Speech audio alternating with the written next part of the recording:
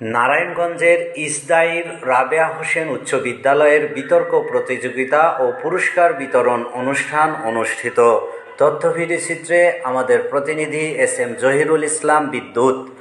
নারায়ণগঞ্জের ইসদাইর রাবেয়া হোসেন উচ্চ বিদ্যালয়ের বিতর্ক প্রতিযোগিতা শেষে অংশগ্রহণকারী বিতর্কিকদের পুরস্কৃত করা হয়।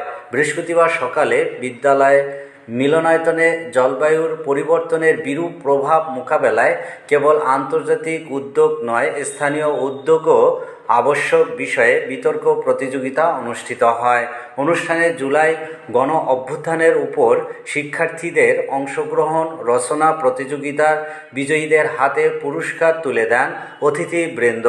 প্রধান শিক্ষক মোহাম্মদ মিজানুর রহমানের সভাপতিত্বে অনুষ্ঠানের প্রধান অতিথি ছিলেন ইসদাইর রাবেয়া হোসেন উচ্চ বিদ্যালয়ের পরিচালনা কমিটির সভাপতি শেখ মোহাম্মদ মশিউর রহমান রনি।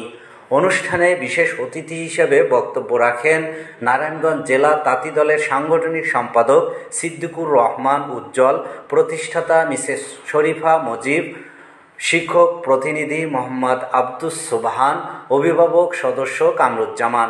শেখ মোহাম্মদ মশিউর রহমান রিপোর্টার বাংলা টিভিকে বলেন, আজকের এই প্রতিযোগিতায় বিজয়ীরা তাদের অসাধারণ দক্ষতা ও জ্ঞান অর্জন প্রদর্শন করেছেন এবং তাদের এই সাফল্য আমরা আনন্দ এবং গর্বিত।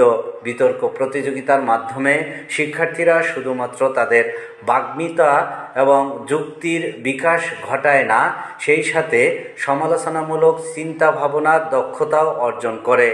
তিনি আরও বলেন, ভবিষ্যতে শিক্ষার্থীদের এ ধরনের প্রতিযোগিতায় আরও বেশি করে অংশ নেওয়ার জন্য উৎসাহিত করা উচিত, যাতে তারা নিজেদের আরও বিকশিত করতে পারে।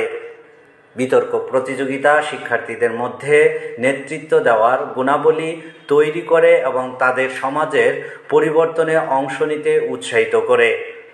সকল প্রতিযোগীকে তাদের প্রচেষ্টা ও অংশগ্রহণের জন্য ধন্যবাদ জানান এবং ভবিষ্যতে আরও ভালো করার জন্য শুভকামনা জানান বিদ্যালয় পরিচালনা কমিটির সভাপতি।